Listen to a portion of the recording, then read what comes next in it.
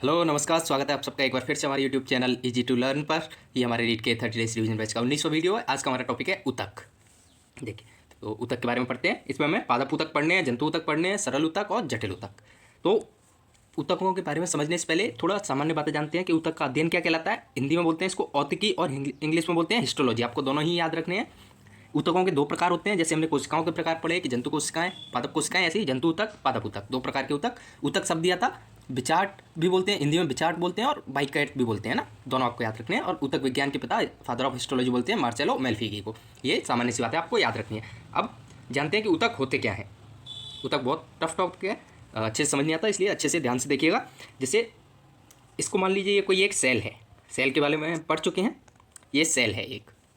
और आपने उतक की परिभाषा पढ़ी होगी कि समान कार्य, समान संरचना वाली और समान उत्पत्ति वाली कोशिकाओं के समूह को हम क्या बोलते हैं? उतक। जैसे ये अलग अलग सेल सारी जो समान कार्य करती हैं, समान संरचना है जिनकी, वो सारी मिलके क्या करती हैं? उतक का निर्माण करती हैं। हमें इनके ग्रुप के कार्यों को पढ़ने हैं कि ये ग्रुप मिलके क्या कार्य करता है, तो वो उतक कहलाता है ना। तो इसको अलग से, उतक को अलग से एक टॉपिक समझने की बजाय ऐसे समझिए कि कोशिका जो हमने एक पढ़ी, एक कोशिका के उसके अंदर कोशिकांग होते हैं, उनके अलग अलग कार्य होते हैं। इसी प्रकार अलग अलग कोशिकाएं मिलकर जो एक समूह का निर्माण करती हैं, उनके क्या कार्य होते हैं, वो उतक में पढ़ने। कार्यों पे फोकस कीजिएगा, आपको उतक समझ में आ जाएंगे।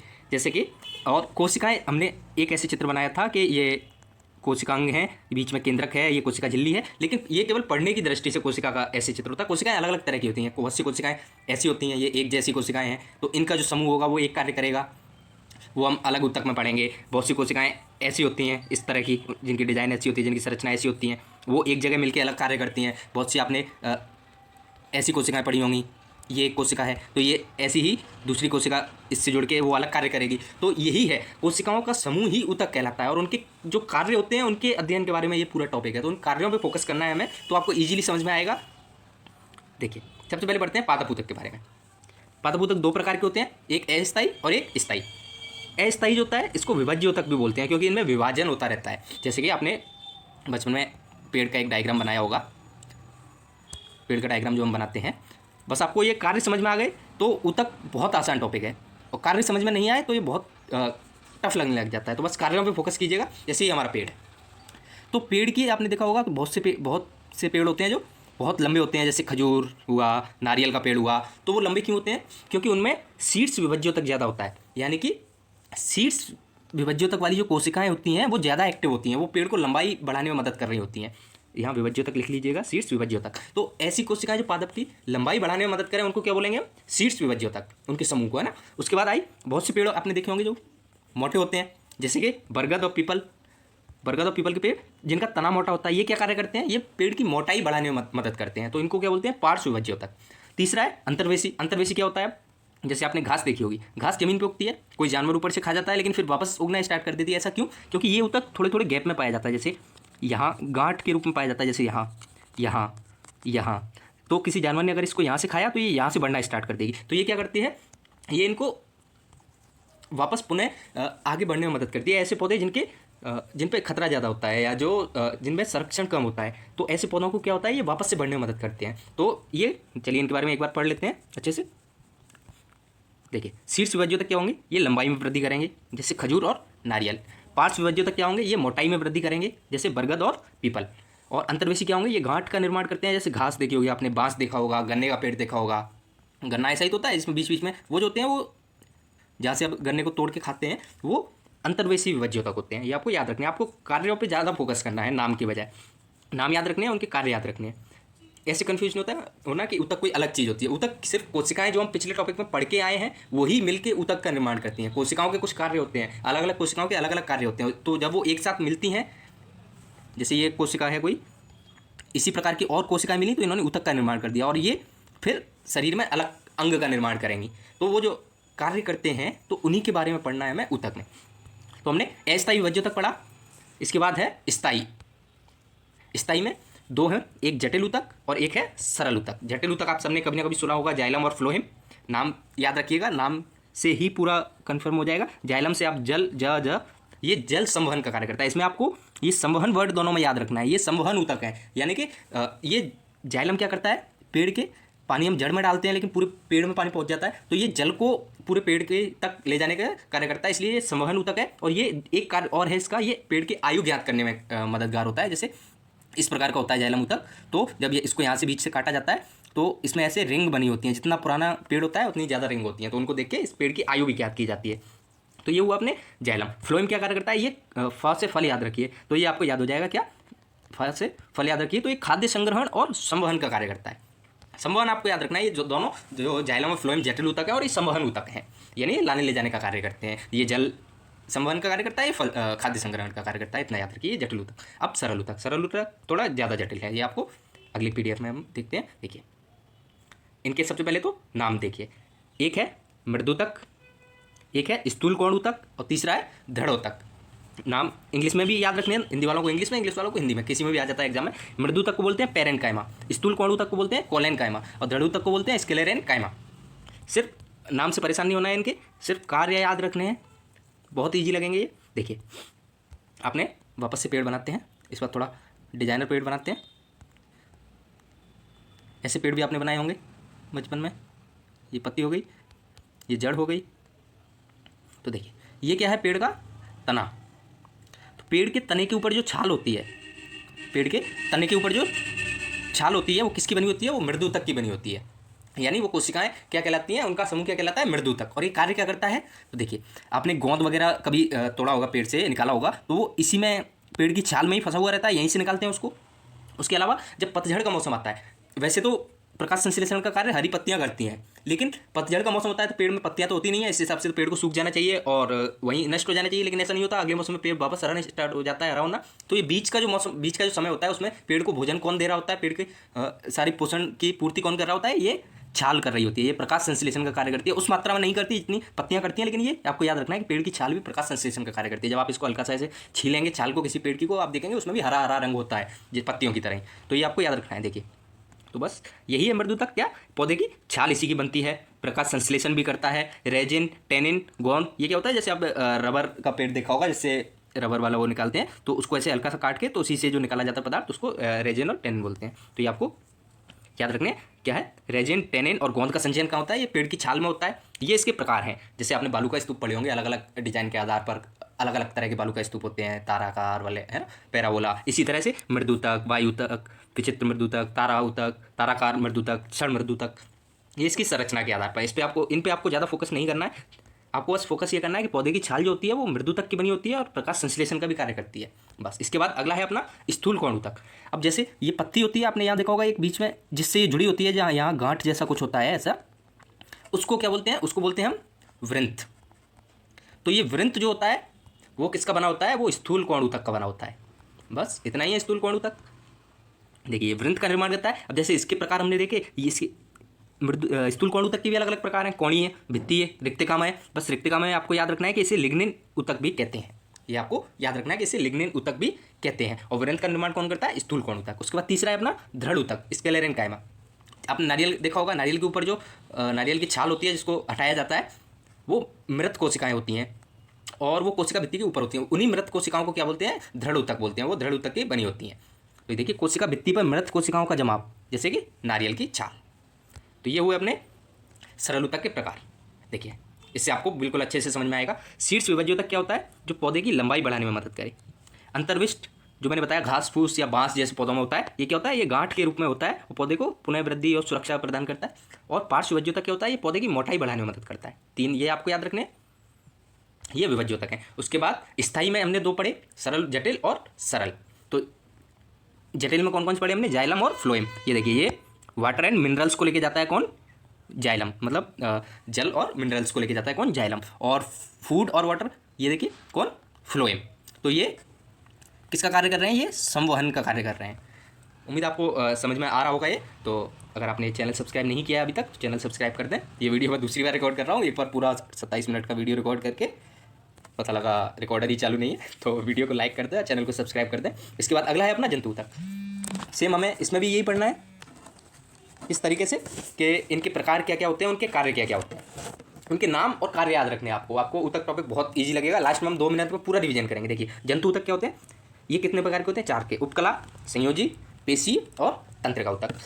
अब इनके कार्य अगर आपको समझ में आए तो ये पूरा जंतु तक भी समझ में आ जाएगा। जैसे कि उपकला ऊतक क्या होता है, ये रक्षात्मक आवरण प्रदान करता है। जैसे कि हमारे ऊपर शरीर के ऊपर की जो चमड़ी होती है वो इसी की बनी होती है, जो खाल जो होती है वो उपकला ऊतक की बनी होती है, रक्षात्मक आवरण प्रदान करता है। जैसे कहीं खेलते कूदते हुए आपके चोट लग जाती है तो वो पुनः वापस से ठीक हो जाता है, तो ये रक्षात्मक आवरण होता है शरीर पे, ये उपकला ऊतक होता है। संयोजी ऊतक क्या होता है कि ये अंगों को आपस में जोड़ता है। अगर संयोजी ऊतक नहीं होता तो आपने रोबोट मूवी देखी होगी, वो ऐसे हाथ पैर अपने खोल के रख देता है, आप भी ऐसे रख पाते हैं। अगर संयोजी ऊतक नहीं होता, संयोजी ऊतक है इसलिए आपके हाथ पैर पूरा शरीर एक उसमें संरचना में जुड़ा हुआ है, तो ये अंगों को आपस में जोड़ने का कार्य करता है और ये परिवहन का कार्य भी करता है। जैसे कि इसका सबसे अच्छा उदाहरण क्या है, ब्लड।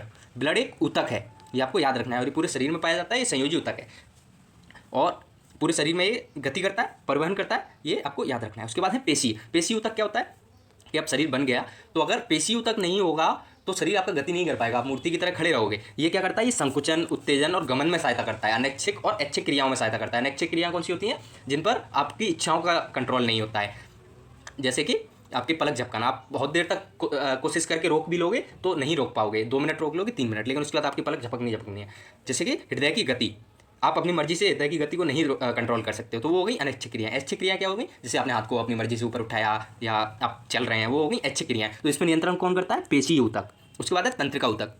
तंत्रिका ऊतक 3 चीज़ों में पाया जाता है, वो अपन आगे पढ़ेंगे पूरा। ये क्या कार्य करता है, सूचनाओं का आदान प्रदान करता है। आपके मस्तिष्क से या बोन मैरो से सूचनाएं क्या है पूरे शरीर में पहुंचती हैं, तो उसी से पता लगता है आपके हाथ को कि आप चाहते हैं कि आप अपना हाथ उठाएं। अगर ऐसा नहीं होगा, किसी का अगर नर्वस सिस्टम खराब हो जाता है, तंत्र जो खराब हो जाता है, तो वो मतलब चाहते हुए भी अपना हाथ ऊपर नहीं उठा सकता है, या अपना पैदल नहीं चल सकता है, या कोई भी ऐसा कार्य जो ऐच्छिक क्रियाओं में आता है वो नहीं कर सकता है। किसकी वजह से, क्योंकि उसका नर्वस सिस्टम खराब है, उसके दिमाग से सूचनाएं पूरे शरीर में नहीं जा रही हैं। तो आपको इतना याद रखना है कि उपकला ऊतक ये रक्षात्मक आवरण बनाता है। संयोजी ऊतक जो होता है अंगों को आपस में जोड़ता है। पेशी ऊतक जो होता है वो संकुचन, उत्तेजन और गमन में सहायता करता है। तंत्रिका ऊतक जो होता है वो सूचनाओं का आदान प्रदान करता है। इनके बारे में आगे विस्तार से हम पढ़ेंगे। सबसे पहले उपकला ऊतक देखिए।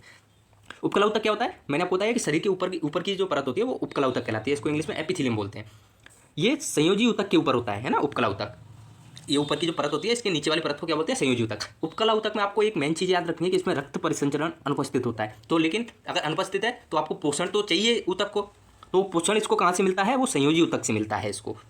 ये चित्र आप देखिए, जैसे ये संयोजी ऊतक है तो इसके बीच में ये जो गैप होता है, ये जो पदार्थ होता है, इसको आधार कला बोलते हैं, और सबसे ऊपर का जो ऊतक होता है इसको उपकला ऊतक बोलते हैं। ये हमारे जो चमड़ी अगर आप हटाओगे शरीर की तो आपको इस तरीके से दिखेगी, जो उसकी कोशिकाएं होंगी वो आपस में ऐसे जुड़ी हुई दिखेंगी। तो ये हुआ अपना उपकला ऊतक। और इसका कार्य क्या होता है, पुनरुद्भवन का गुण होता है इसमें। पुनरुद्भवन मतलब कि एक बार जैसे अगर आपके शरीर में कहीं घाव चोट लग जाए तो वापस पुनः ठीक हो जाती है, उसी को पुनरुद्भवन बोलते हैं, पुनः निर्माण का कार्य बोलते हैं। अगर ये नहीं होता, इसमें ये गुण नहीं होता, तो आपका शरीर जहाँ से एक बार छिल गया वो पूरी ज़िंदगी छिला हुआ ही रहता है, उस पर वापस चमड़ी या खाल नई नहीं आती। तो ये होता है पुनरुद्भवन का गुण। इनमें अंतरकोशिकीय स्थान नहीं होता। अंतरकोशिकीय स्थान क्या होता है, जैसे ये कोशिकाएं आपस में जहाँ जुड़ी हुई हैं तो इनके बीच में कोई गैप नहीं है, ये बिल्कुल एक क्रम में ऐसे जुड़ी हुई हैं। अगर इनके बीच में गैप होता है तो उसको भरने के लिए एक पदार्थ का यूज किया जाता है, हर कोशिका में अलग अलग होता है, वो आपको याद रखना है, वो इंपॉर्टेंट है। लेकिन उपकला ऊतक में कोई अंतरकोशिकीय स्थान नहीं होता है। अब देखिए, ये होगा उपकला ऊतक, ये हो गया अपना संयोजी ऊतक। बीच का ये पदार्थ है, इसको बोलते हैं हम आधार कला। तो जो संयोजी ऊतक के ऊपर के जो जुड़ी हुई कला होती है इसको बोलते हैं बेसल पटल, बेसल लेमिना, और ये ग्लाइकोप्रोटीन की बनी होती है, ये आपको याद रखना है। और जो संयोजी ऊतक के पास की जो होती है इसको बोलते हैं रेशेदार पटल, फाइबर लेमिना, ये प्रोटीन तंतु बोलते हैं इसको, ये इसकी बनी होती है। तो उपकला ऊतक की साइड की बेसल पटल और संयोजी ऊतक की साइड की रेशेदार पटल, तो ये आपको याद रखनी है। अब इसके प्रकारों की बात की जाए तो ये जिस प्रकार की इसकी संरचना है उसी के आधार पर इसका विभाजन किया गया। सरल उपकला ऊतक, इसी में आते हैं फिर सल्की, घनाकार, पक्षमावी। आपको इतना याद रखना है, बस नाम याद रखना है कि कौन किसका बना होता है। जैसे कि जीवा, जीभ के ऊपर की जो परत होती है, जैसे आपने कभी गर्म चाय पी तो वो परत क्या होती है, वो जल जाती है थोड़ी देर के लिए, तो आपका जीभ एकदम से ऐसे पूरा शून्य सा हो जाता है या जलन होनी स्टार्ट हो जाती है। बहुत सी बार क्या चाय अंदर तक पहुंच जाती है, गले तक, तो वो ग्रास नली भी प्रभावित हो जाती है, तो वहाँ भी आपको जलन महसूस होती है। तो वो सल्की उपकला ऊतक की बनी होती है, ये दोनों चीज़ें आपको याद रखनी है। घनाकार मोस्ट इंपोर्टेंट, लार ग्रंथि जो होती है वो घनाकार उपकला ऊतक की बनी होती है, और पक्षमावी अंडवाहिनी, ये आपको नाम के साथ याद रखने हैं। इसके बाद है अपना अगला पेशी ऊतक। ये मैंने आपको बताया कि ये गति के लिए जिम्मेदार होता है ना, पेशी ऊतक किसके लिए, गतियों के लिए जिम्मेदार होता है। और इनके मध्य में, कोशिकाओं के मध्य में अंतरकोशिकीय स्थान होता है, तो जिसको जैसे कि मैंने आपको बताया कि कोशिका सिर्फ इसी प्रकार की नहीं होती, कोशिकाएं अलग अलग संरचना की होती हैं। जैसे कोई कोशिका एक ऐसी है, एक ऐसी है, एक इसको यहाँ से जोड़ी, एक इसको यहाँ से जोड़ी, तो ये बीच में जो स्थान होगा इसको भरने के लिए कुछ तो चाहिए। जैसे मकान बनाते हैं तो ईंटों के बीच में सीमेंट भरा जाता है, तो उसी प्रकार ये मान लीजिए कि ये जोड़ने का काम कौन करता है इसको, पेशी ऊतक को साइकोप्लाज्म। ये इंपॉर्टेंट है, ये आपको याद रखने हैं। प्रश्न ऐसी चीज़ों से आते हैं, या तो कार्य से आएंगे या फिर आएंगे ऐसे जो कोई पदार्थ या किसका बना होता है, वो आगे प्रश्न में लेके आया हूँ आप लोगों के लिए, तो आप वो सॉल्व कीजिएगा। उसके बाद देखिए ये पेशी, ये गतियों के लिए जिम्मेदार है। तो गति कौन कौन सी होती है, अनैच्छिक होती हैं और ऐच्छिक होती हैं। ये देखिए अनैच्छिक होती हैं, ये अनैच्छिक में क्या है कि जिन पे आपकी इच्छाओं का नियंत्रण नहीं है, तो ये आपको याद रखना है कि ये बहुत कम थकती हैं। जैसे कि आपकी आँख की पलक, आपकी पूरे दिन आप पलकें झपकाते हो, लेकिन पलक कभी थकती है क्या, थकती भी है तो सोते टाइम, है ना। तो इन पे आपको याद रखना है कि अनैच्छिक क्रियाओं वाली जो ऊतक होते हैं वो बहुत कम थकते हैं। कितना, बहुत कम। उसके बाद है ऐच्छिक ऊतक, जो आप अपनी मर्जी से करते हैं, जिन पे आपका नियंत्रण होता है। तो ये थकती हैं, ये थोड़ी देर से थकती हैं, ये कभी नहीं। ऐसे याद रखिए इनको कि अनैच्छिक ऊतक जो होते हैं,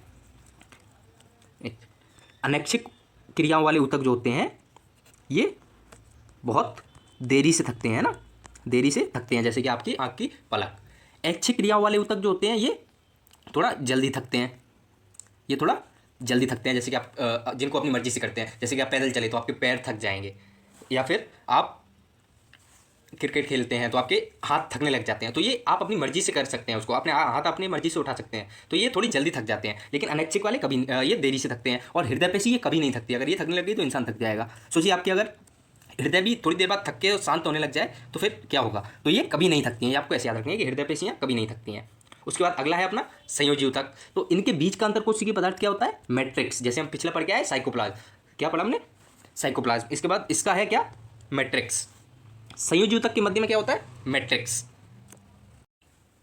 तो इनके बीच का पदार्थ क्या होता है, मैट्रिक्स। और इसके भी प्रकार अलग अलग हैं, जैसे वास्तविक संयोजी ऊतक, कंकाल ऊतक, तरल ऊतक। तो तरल ऊतक में तो क्या आएगा अपना, रक्त। मैंने बताया ना आपको कि ब्लड जो है वो संयोजी ऊतक है। इसके 3 पार्ट होते हैं, आरबीसी, डब्ल्यूबीसी और बिंबाणु। जब हम रक्त का टॉपिक पढ़ेंगे तब हम अच्छे से पढ़ेंगे। कंकाल ऊतक में क्या आते हैं, उपास्थि और अस्थि। उपास्थि किसकी बनी होती है, कॉन्ड्रिन की, और अस्थि किसकी बनी होती है, कोलेजन की। मोस्ट इंपोर्टेंट है, आपको याद रखना है कि अस्थि जो होते हैं वो किसके बने होते हैं, कोलेजन के। अब वास्तविक संयोजी ऊतक की बात की जाए तो ये 4 तरह के, एरियोलर, एडिपोज, टेंडन और लिगामेंट। इनमें ये 2 मोस्ट इंपोर्टेंट हैं, इनसे प्रश्न आते रहते हैं। सबसे पहले इन्हीं की बात करते हैं। टेंडन जो होता है वो मांसपेशियों को अस्थि से जोड़ता है। संयोजी ऊतक एक अंग को दूसरे अंग से जोड़ने का काम करता है, तो ये मांसपेशियों को अस्थि से जोड़ता है टेंडन। लिगामेंट क्या करता है, हड्डी को हड्डी से जोड़ता है। ये आपको याद रखना है, लिगामेंट हड्डी को हड्डी से जोड़ता है। उसके बाद अपना एडिपोज, ये त्वचा के नीचे की, त्वचा के नीचे पाया जाता है, ये वहाँ जोड़ने का कार्य करता है। और एरियोलर ये फाइब्रोप्लास्ट, मास्ट का बना होता है, ये आपको याद रखना है। इनमें इतनी चीज़ें आपको याद रखनी है। उसके बाद आया अपना लास्ट तंत्रिका ऊतक। देखिए इसमें 2 प्रकार की कोशिकाएं होती हैं, न्यूरॉन्स और न्यूरॉन गैंग्लाई। इसकी इकाई क्या होती है, न्यूरॉन। इसकी इकाई आपको याद रखनी है, इंपॉर्टेंट है। और नेफ्रॉन किसकी होती है, किडनी की। तो दोनों कंफ्यूजन होता है, किडनी की नेफ्रॉन और तंत्रिका कोशिका की न्यूरॉन। अब इसके 3 पार्ट होते हैं, साइट्रॉन, डेंड्राइट और एक्सॉन। जो अंतिम सिरा होता है इसको एक्सॉन बोलते हैं, और बीच का जो ये पार्ट होता है इसको तंत्रिका बोलते हैं। और ये क्या होता है अपना, डेंड्रॉइट होता है। और ये पूरा क्या, यहाँ क्या होता है, ये अपना साइटोन होता है। तो ये हुई तंत्रिका ऊतक की बात। अब जब प्रश्न हम करेंगे, जो इसमें नहीं है कुछ चीज़ें, वो हम प्रश्नों में मैंने डाल दी हैं, तो वहाँ से आपको पूरा टॉपिक क्लियर हो जाएगा। जैसे मैंने आपको बताया ना कि कोशिकाएं अलग अलग तरह की होती हैं, इनकी संरचना भी अलग अलग होती है, कार्य भी अलग अलग होते हैं। जैसे कि मसल टिश्यू, संयोजी ऊतक, उसके बाद एपिथेलियम ऊतक जो आपके जिसके त्वचा ऊपर के शरीर की त्वचा जिसकी बनी होती है। उसके बाद ब्लड है, बोन है, नर्वस टिश्यू है यानी तंत्रिका वाला है, एडिपोज है। तो ये अलग अलग डिजाइन की होती हैं, अलग अलग संरचना की होती हैं। जब ये एक जगह मिलकर कोई कार्य कर रही होती हैं तो उसी को हम ऊतक बोल देते हैं, बस। ये एपिथेलियम है जो मैंने आपको बताया कि घनाकार, सल्की, वो इनकी डिजाइन के आधार पर इनका नाम दिया गया है। अब देखिए कुछ प्रश्न है जो इंपॉर्टेंट है। निम्नलिखित में से कौन सी ऊतक में मृत कोशिकाएं पाई जाती है। मैंने आपको बताया कि नारियल में कौन सी होती है, दृढ़ ऊतक होता है, और मृत कोशिकाएं किसकी होती हैं, दृढ़ ऊतक की बनी होती हैं। उसके बाद किसमें उपास्थि नहीं पाई जाती है, नाक में होती है, कान में होती है, कंठ में होती है, लेकिन वृक्क में उपास्थि नहीं होती है। मानव शरीर में वसा निम्नलिखित में से कहाँ भंडारित होती है, तो वसा ऊतक में भंडारित होती है। अस्थि आधांतरी में किसकी अधिक मात्रा पाई जाती है, तो कैल्शियम और फॉस्फेरस की। ये पिछली परीक्षाओं के प्रश्न है जो 1-2 बार आ चुके हैं, तो मैंने यहाँ डाल दिए हैं। बाकी कुछ 1-2 प्रश्न ऐसे भी हैं जो अंदर कवर नहीं हो पाए, तो मैंने यहाँ डाल दिए। संकुचनशील प्रोटीन पाई जाती हैं किसमें, पेशियों में। ये सारा हम पढ़ के आ चुके हैं। फ्लोएम में पाए जाने वाला निर्जीव पदार्थ क्या कहलाता है, फ्लोएम तंतु। एक ही आपको चालनी नलिकाएं याद रखनी है, और इसके एक फैक्ट याद रखना है कि इसमें केंद्रक नहीं होता है, चालनी कोशिकाओं में केंद्रक नहीं होता है। ये प्रश्न आता है बहुत सी बार। निम्नलिखित में से किसमें परिपक्वता के समय केंद्रक लोप नहीं होता, तो ये सहचर कोशिकाएं। मरुस्थली पादपों में जल ह्रास की दर निम्नलिखित में से किसके कारण होती है, ये ऊपरी त्वचा जो होती है, उपत्वचा, उसकी वजह से होती है। एक लंबे वृक्ष में अनेक शाखाएं होती हैं, इन सभी शाखाओं में जल के पार्श्विक संबंध, तो जल की बात हो रही है तो जल कौन लेके जाता है? जाइलम वाहिकाएं। खेत में उगे गन्ने के पौधे में अग्रभाग को यदि काट कर हटा दिया जाए तो ये पौधा लंबाई में बढ़ता जाता है। ऐसा क्यों? क्योंकि इसमें क्या होता है? अंतर्वेशी विभज्य होता है। गन्ने में मैंने बताया ना, गन्ने में घास में, बांस में, जहाँ से आप काट दोगे फिर वो वहीं से बढ़ना स्टार्ट कर देता है। ऐच्छिक पेशियाँ पाई जाती हैं इनमें से, या पढ़ लेना, जो इंपॉर्टेंट है मैं वो आपको बता देता हूँ। तंत्रिका ऊतक कहाँ नहीं पाई जाती? मैं बता रहा था आपको कि तंत्रिका कोशिकाएं 3 जगह में पाई जाती हैं। कहाँ? मस्तिष्क में, मेरुरज्जु में और तंत्रिका में। कंडराओं में नहीं पाई जाती। तंत्रिका कोशिका का कौन सा हिस्सा नहीं है? तंत्रिकाक्ष है, जो बीच वाला पार्ट होता है। तंत्रिका के अंतिम सिरे ये एक्सॉन कहलाते हैं, ये मैंने आपको बताया। और डेंड्राइट, जो आगे वाला ये जो पोर्शन होता है, ये डेंड्राइट कहलाता है। लेकिन कंडराएं नहीं होती हैं। कौन सी संरचनाएं ऊतकों की मरम्मत तथा अंगों में खाली स्थान को भरने का कार्य करते हैं? तो ये गत्तिका या एरियोला जिसको बोलते हैं। तो ये आपको याद रखना है। ये हुआ अपना टॉपिक कंप्लीट। उम्मीद आपको टॉपिक अच्छा लगा होगा और वीडियो अच्छा लगा